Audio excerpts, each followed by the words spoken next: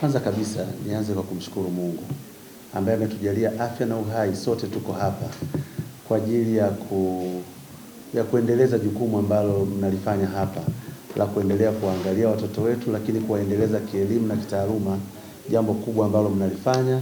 Na mimi bila kuwa na maneno mengi, kila aliyesimama ameshuhudia jinsi ambavyo mnalifanya kwa umahiri na weledi mkubwa sana. Hongereni sana.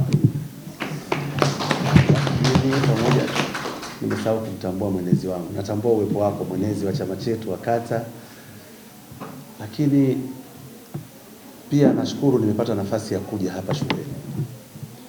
Walimu, nipite kwenye maeneo ambayo wamepita waheshimiwa madiwani. Kimsingi hatujaja kufanya jambo kubwa hapa. Tumekuja kuwashukuru, kusema asante kwa kazi kubwa. Mimi nafahamu ni kwa muda mrefu, miaka mingi, nikipata matokeo basi huwa nina tabia nachukua matokeo ya mkoa wa Mbeya, huwa nataka niangalie mkoa mzima, naanza shule moja moja. Na kwa kweli mmetuheshimisha kwa kiwango kikubwa sana, kama alivyosema mheshimiwa diwani, mmekuwa alama ya utambulisho wetu. Tukisema tunatoka Busokelo, tunanasabishwa na Busokelo Boys na Busokelo Girls kwa sababu zimetikisa miamba ya elimu kwenye nchi yetu. Nilikuwa naangalia pale, yani hakuna sicha, hakuna msalato, hakuna cha yunga, hakuna cha nini, vitu ambavyo zamani hatukuvizoea. Mimi nawapongeza, hongereni sana. Nilikuwa nafanya hesabu kwa maslahi yangu tu, sijui kama kwa shule nitakumbuka vizuri, lakini tuna shule nchi nzima takriban karibu 9,000 hivi. 8,000 na karibia 9,000. Na Busokelo Girls ilikuwa shule 172.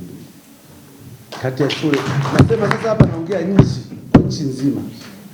Kwa hiyo na ukichukua kwenye shule za wasichana, nimefanya utafiti mwingi kwenye shule za wasichana, Busokelo Girls ni miongoni mwa shule 20 zilizofanya bora sana kwenye nchi yetu.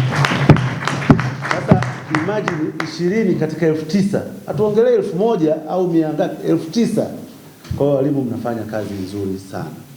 Kwa hiyo sisi tutaendelea kuwaunga mkono, na hizo changamoto ambazo zimesemwa, mimi niwahakikishie tu kwamba tutajitahidi sana kuhakikisha kwamba changamoto zenu tunaendelea kuzishughulikia. Lakini hasa hii aliyosema mheshimiwa diwani hapa ya uzio. Uzio ni sera yetu kwenye shule zote za watoto wa kike, za bweni na za hostel, ziweze kuwekewa uzio. Kwa hiyo nataka niwaambie tutalichukua kwa uzito wake, kuona kwamba tunalipigania tuweze kupata fence kwa ajili ya usalama wa watoto wetu ambao wako hapa wakipata masomo. Lakini kitu kingine, nimeona kwamba kuna watu wanajitolea hapa. Ni jambo la kizalendo, ni jambo jema, na mheshimiwa diwani ameniomba kwamba ninakopita kuhangaika basi nikumbuke kwamba tunao wanafunzi, walimu ambao wanafundisha wanafunzi wetu kwa kujitolea. Mimi ninachoweza kusema ni kwamba ombi la mheshimiwa diwani nimelichukua, na popote nitakaposikia pana ajira kwa njia zozote nitakazoona zinafaa, na mimi nitafikisha kilio changu kwamba tunao walimu. Na nafikiri mmemsikia waziri mkuu amesema juzi vizuri kwamba vyovyote ilivyo amemuelekeza waziri kwamba hawa wanaojitolea tunaowajua wapewe nafasi ya kwanza, kwa sababu huyu yuko kazini, na wamesema hapa ukija hapa utofautishi, huyu kaajiliwa, huyu anajitolea. Kwa hiyo nadhani kwa maelekezo yale ya mheshimiwa waziri mkuu, na sisi tutajitahidi kuwapigania walimu wetu wa hapa Busokelo Girls na hata shule nyingine, lakini tuone namna gani mnaweza mkafikiriwa kwa nafasi ya kwanza pindi ajira zitakapojitokeza.